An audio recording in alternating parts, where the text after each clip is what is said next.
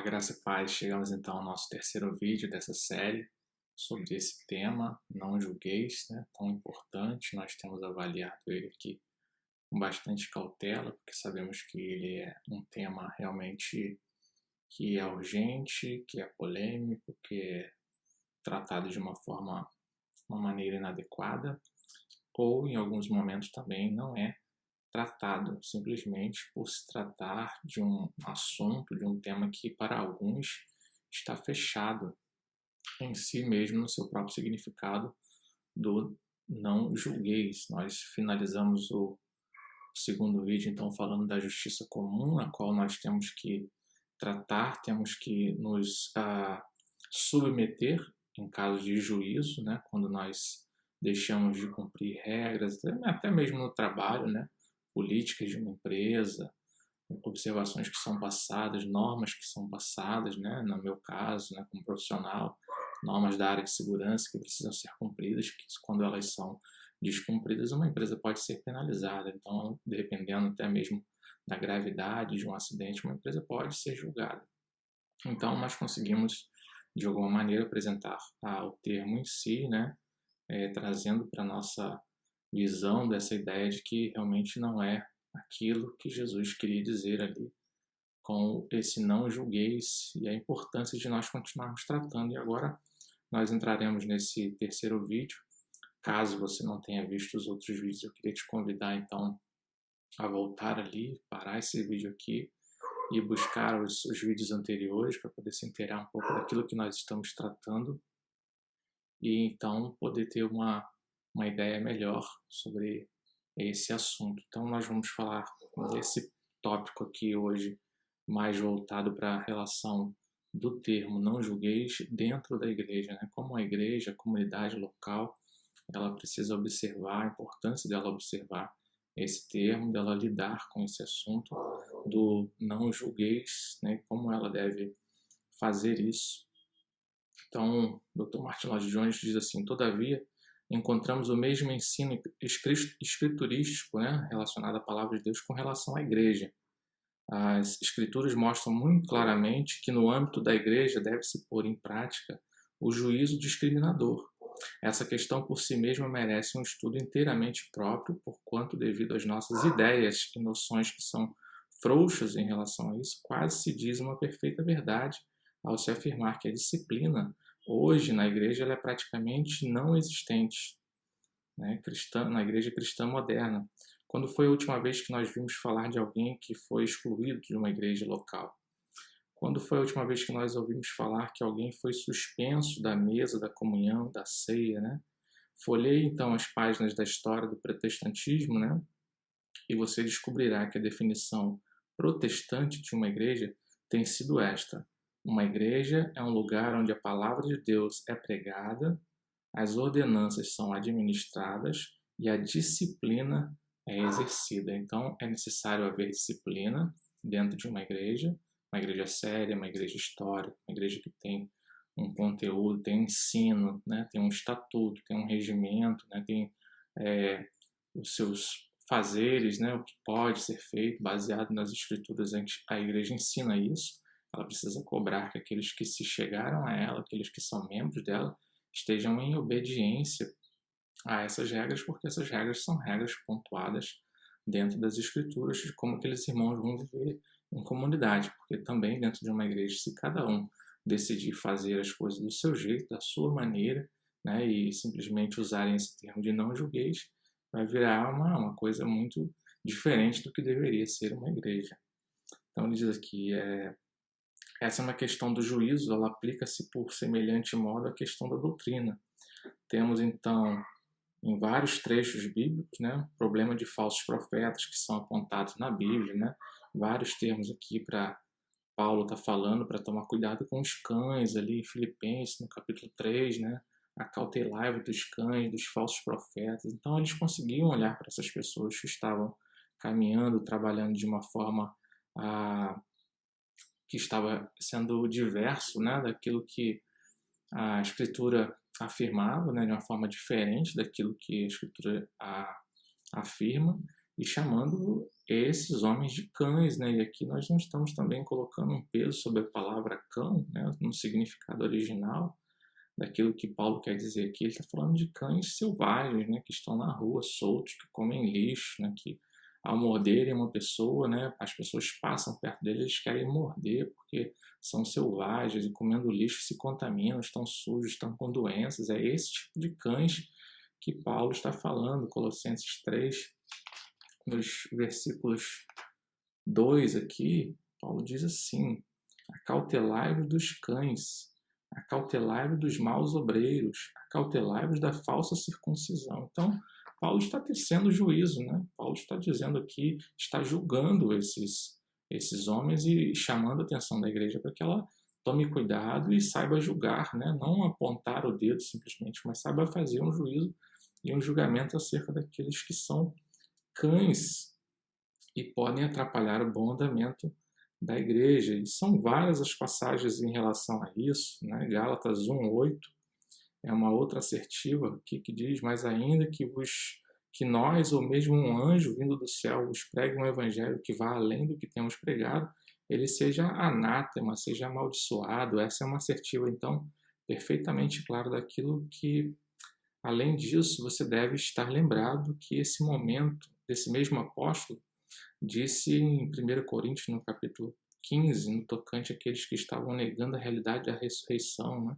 Ele diz a mesma coisa em 2 Timóteo, no capítulo 2, uma série de textos que nos dão base tratando desse assunto dentro da igreja, de como a igreja precisa olhar para essa temática do julgamento com a cautela muito grande, né? Que o apóstolo João diz, então, sua primeira epístola, ele dá instruções referentes aos falsos mestres, os anticristos, aos quais devemos evitar e repelir. De fato, em sua segunda epístola, João exprime esse ponto que é super importante com as palavras seguintes: se alguém vem ter convosco e não traz essa doutrina, né, essas escrituras, esse conhecimento, essa vivência da palavra de Deus, não recebais em casas, nem lhe deis as boas-vindas. Versículo 10. Essa carta.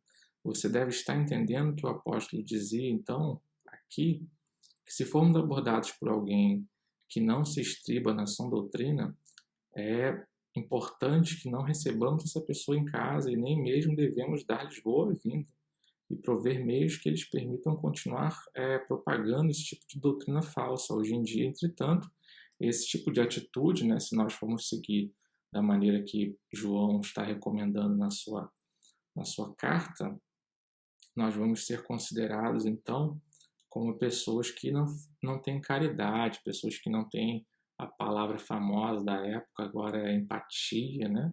Hoje em dia, entretanto, essa atitude costuma ser confundida com uma falsa caridade. Muitos pensam que ela exibe exagerado zelo e espírito de censura. Essa ideia moderna, no entanto, está em contradição direta com o ensinamento bíblico referente a julgamento. Nós temos vários textos aqui que eu vou tentar colocar alguns deles na descrição desse vídeo para que você possa consultar, né, possa entender aquilo que nós estamos falando. E nós encontramos também esse conceito nas palavras do Senhor Jesus, dirigida aos judeus, né, um trecho específico: que não julguei segundo a aparência, e sim pela reta justiça. Nós falamos sobre esse texto aqui de João, capítulo 7, versículo 24 também. Então, aquelas pessoas que estavam acompanhando ali, principalmente nessa caminhada de Jesus, os fariseus, né, e aqueles outros judeus ali que tentavam colocar dificuldade no caminho. E aí você lembra do que Jesus disse, né, aquilo que nos compete fazer se algum irmão na fé transgredir contra nós, em tal caso, cumpre-nos ir até aquele irmão, discorrer sobre a sua falha, precisamos falar com ele que ele falhou, né? E aí nós precisamos procurar esse irmão, falar com ele. Assim que funciona a disciplina dentro de uma igreja séria, uma igreja, somente as igrejas históricas foram ensinadas assim ao longo do tempo.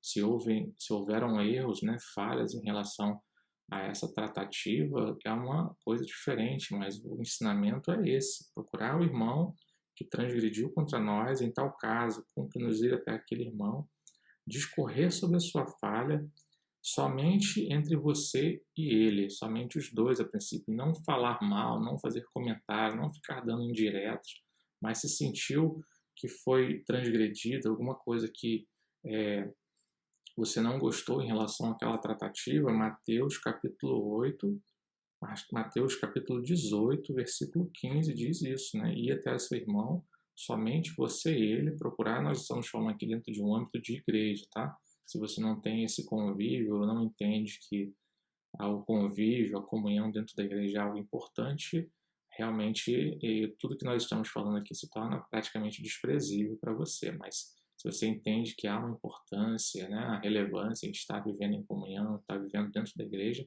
esse é o ensinamento que nós temos para tratar essa atitude de alguém que transgride contra nós. Mateus 18:15, vai até o seu irmão, procura ele, né, entre ti e ele somente. Caso esse irmão não nos dê ouvido, não queira ouvir ou saber daquilo que nós estamos falando, então nós devemos convocar testemunhas, né, a fim de que pela boca de 2 ou 3 testemunhas cada questão fique então esclarecida. Contudo, se nem assim quiser ouvir, seja levado o caso à igreja local. Mas se não der ouvidos à igreja local, que seja considerado como um gentio, um publicano, alguém que não faz parte da comunhão. Nada mais deveríamos ter com tal indivíduo, né? Esse é o ensinamento da igreja, né? Assim que tratamos nas igrejas históricas, né? Cada uma com a sua forma disciplinar, mas existe uma disciplina dentro da igreja que precisa ser exercida. O irmão procurou, né? Se sentiu ali lesado, alguma coisa que o transgrediu, procurou o irmão, conversou com ele, tentou mostrar para ele que houve uma coisa que ele não gostou, esse irmão não aceitou, né? Chama-se uma ou duas testemunhas, procura, conversa com eles, vão junto de novo, tentam mais uma vez não aceita, o assunto é levado para a igreja local, tratado pela igreja, e mesmo assim essa pessoa não quer reconsiderar a posição, o ponto que foi colocado, ele não pode mais, tem que haver uma disciplina em relação a esse irmão, né? É chamada a atenção, né? Tem que ser disciplinado em relação à comunhão com os santos, né? Ou participação na ceia do Senhor, se participa de algum ministério, né? Na igreja precisa ser suspenso por um período em que nas igrejas congregacionais, né, de formato congregacional, uma assembleia pode definir isso, e tantas outras coisas que precisam ser feitas, mas é importante que esses assuntos não sejam ignorados, que as pessoas não tratem uns aos outros dentro da igreja de qualquer maneira, né, sem se importar com qualquer tipo de disciplina, sem respeitar que existe tanto um estatuto, existe um regimento, existe uma normativa bíblica que essa igreja está aplicando em amor para com aquele irmão. Em Coríntios também, Paulo nos dá um idêntico ensino, retirando ali 1 Coríntios capítulo 5 e 6, e ele disse aos crentes que deveriam evitar a companhia de homens que são idólatras, retirando-se para longe dele, para tanto, porém, é necessário formar um juízo a respeito desse homem. A questão simples, pois é a seguinte: como poderíamos pôr em execução todas essas injunções se não pudéssemos exercer juízo, se não pudéssemos pensar, se não constatássemos com qualquer critério, se não estivéssemos preparados para fazer avaliações? Essas são algumas seleções dentre um grande número de trechos bíblicos, né, que nós comentamos aqui, que poderíamos citar, mas elas são suficientes para provar que aquela declaração que Jesus fez ali, do não julgueis, não pode ser interpretada como um significado que, sob hipótese nenhuma, devemos julgar. Né? A gente já passamos desse ponto em outros vídeos. Né? Não é isso que Jesus está dizendo, que nós não devemos julgar, mas sim trazendo a importância de como fazê-lo e no momento em que deve ser feito. E nem chegar a alguma conclusão e aplicá-la. Precisamos, então, observar bem esse ponto. Ora, se esse não é o significado dessas palavras de Jesus, o que significam elas, então? Devemos fazer avaliações com base no juízo, antes preocupar-se, né, muito com o juízo condenatório, né? Nós não estamos aqui, né? E aí as pessoas acabam confundindo isso, né? Quando nós fazemos um juízo, nós julgamos suas atitudes, ninguém está dizendo que por essa atitude ou por aquela atitude você, né? Como nós já ouvimos aí, você vai ser salvo ou vai deixar de ser salvo, porque isso não cabe a nós, né? Deus quem julga e nesse ponto. Mas, como nós falamos de tudo aquilo que nós tratamos aqui, existem frutos que estão sendo observados, né? Todas essas coisas que nos dão um norte em relação ao comportamento do nosso irmão, mas nós mesmos não podemos condenar, né? Não podemos fazer julgamentos condenatórios. É esse o ponto em que Jesus está abordando, né? Nós não dizemos que alguém vai para o inferno ou não, né? Não é o nosso papel. Nós damos as diretrizes, nós apontamos o caminho, apontamos a palavra, apontamos aquilo que precisa ser observado na palavra para que a pessoa siga, né? Mas não é o nosso papel, e esse não julgueis aqui, Jesus está falando justamente isso, né? Da maneira como os fariseus, principalmente saduceus, aqueles que coordenavam os ensinos das Escrituras, olhavam para as pessoas, tanto no meio dos judeus como não judeus, era uma forma condenatória. Aquilo que eles falavam, ó, segue dessa maneira, ou então você não faz parte desse reino. Era em cima disso que Jesus estava trabalhando. Então, a vida cristã sempre será uma vida caracterizada pelo equilíbrio. Muita coisa há a ser elogiada no tocante àquele ponto de vista que diz que andar pela fé significa caminhar por cima de uma corda, pois é preciso manter-se perfeitamente equilibrado no centro da verdade, evitando erros extremados na esquerda ou na direita. Portanto, enquanto afirmamos que aquela recomendação do Senhor Jesus não aponta para a recusa de se exercer qualquer discriminação, critério ou juízo, ao mesmo tempo, é importante nós nos apressarmos e dizer que essa recomendação nos adverte a respeito do terrível perigo para a condenação mediante a qual pronunciamos o julgamento final, que não é o nosso papel, não nos cabe fazer isso. Nós não somos os juízes nesse tocante de dizer quem vai para o céu ou quem vai para o inferno baseado em atitudes, em comportamentos, em determinados tipos de pecado. É isso que Jesus está asseverando aqui, está apontando para seus ouvintes naquele momento. Então, a melhor ilustração dessa tendência pode ser encontrada nos fariseus, dentro desse sermão também. Nosso Senhor tinha em mente os fariseus quase o tempo todo, e ele recomendava ao seu próprio povo que usasse de todo cuidado para não se tornar semelhante aos fariseus, a seu ponto de vista em relação à lei e em sua maneira de viver. Os fariseus interpretavam erroneamente a lei e mostravam-se de maneira espetacular, né? Eles eram orgulhosos pelas ruas, né? Eles queriam ser suntuosos, faziam suas orações em alto, né? Em lugares que as pessoas pudessem vê-los, para chamar a atenção. Essas coisas que Jesus estava condenando. Eles anunciavam que estavam fazendo jejum, né? Que eram mais santos que as outras pessoas. Isso era um tipo de julgamento que estava sendo condenado por Jesus ali. Agora, Nosso Senhor então tinha em mente, por igual modo, recordar-se, né, do quadro apresentado por Jesus ali em Lucas 18, 9, 14, sobre o fariseu e o publicano, quando ambos foram orar no templo, né? O fariseu dizia: ó Deus, graças te dou, porque eu não sou como os demais homens, nem ainda como este publicano. Essa passagem é clássica, né?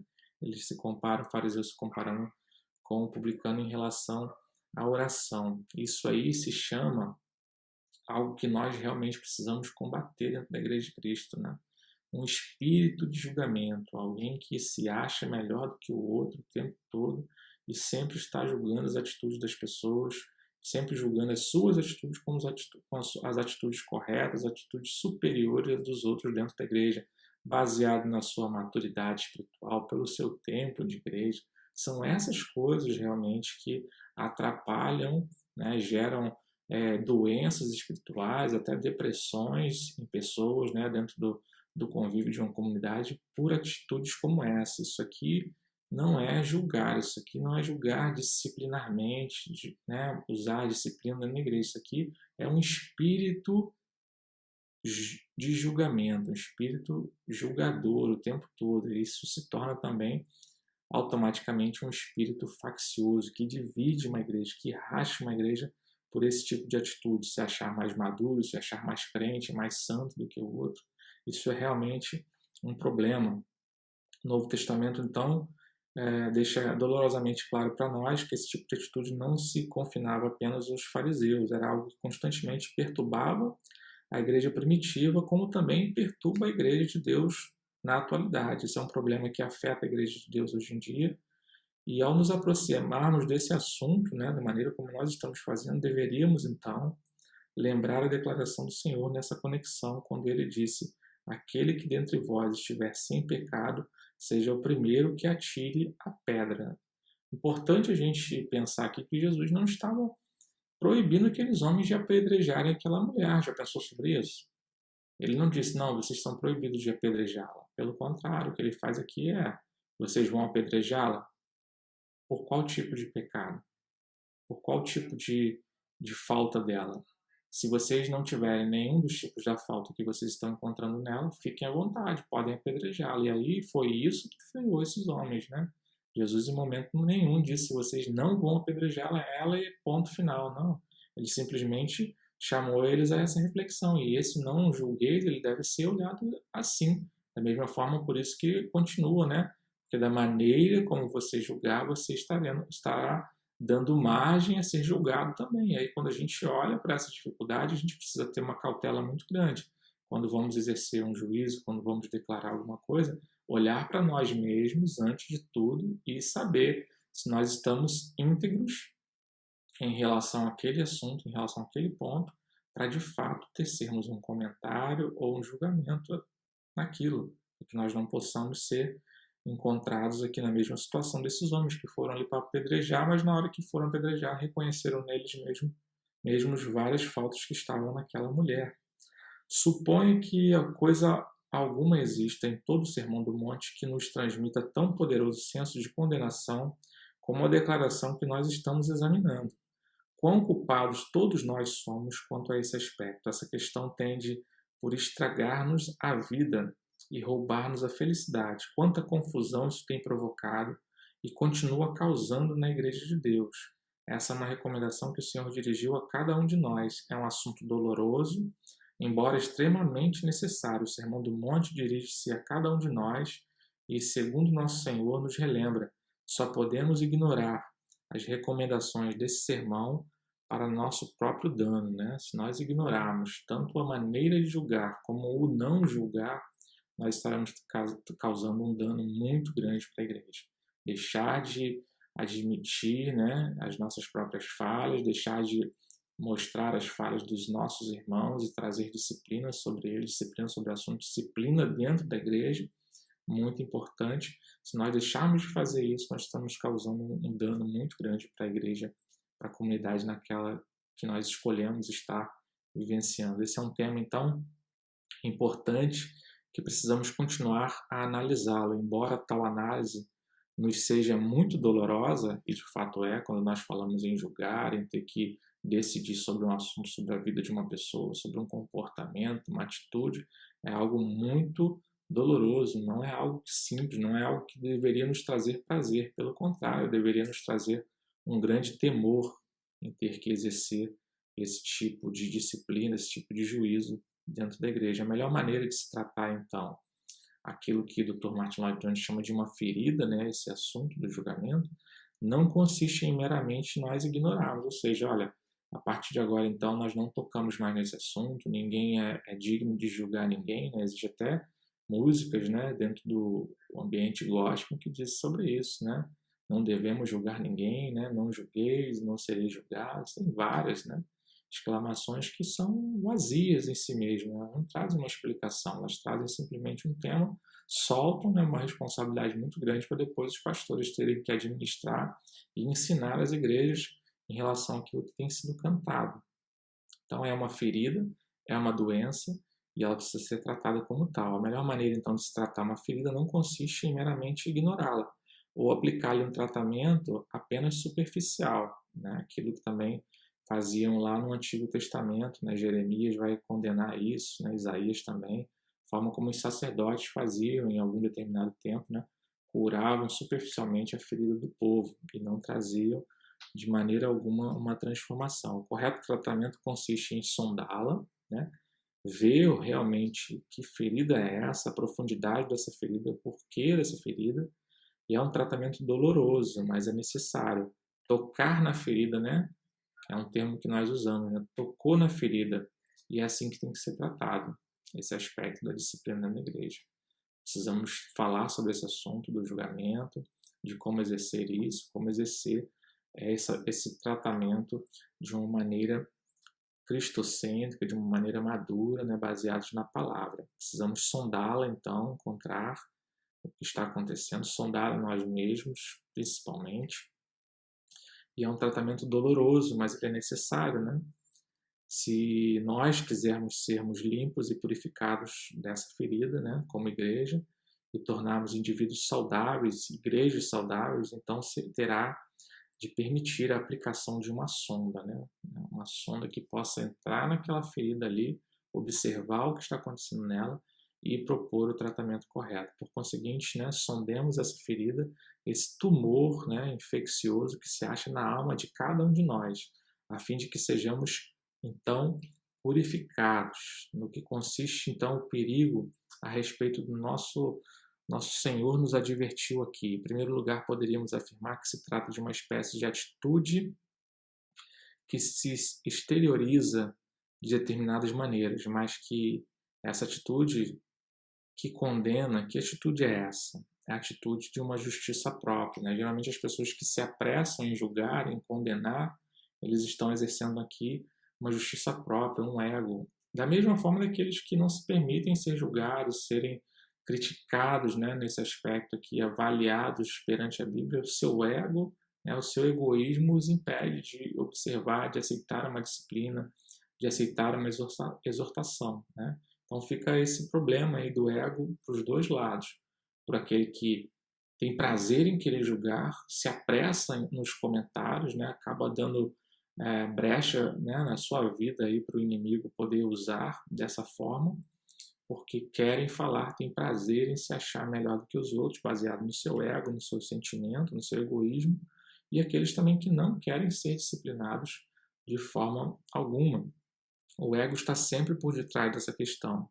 E esse egoísmo é sempre uma manifestação de justiça própria, um sentimento de superioridade, um sentimento que diz que estamos com a razão em tudo, ao passo que as outras pessoas não estão.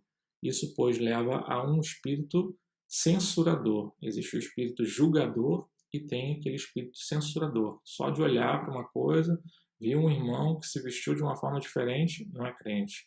Vi um irmão que usa um adorno diferente, não é crente. Vi um irmão que ouve uma música diferente daquela que costuma ouvir, não é crente. Então, assim, é esse tipo de espírito censurador, sem ter cautela com aquilo que está vendo, com aquilo que está falando. Vi um irmão um pouco mais calado, esse irmão está triste, né? Ao invés de procurar o irmão para orar, já começa a pensar em vários tipos de problema que aquele irmão deve estar envolvido com pecado.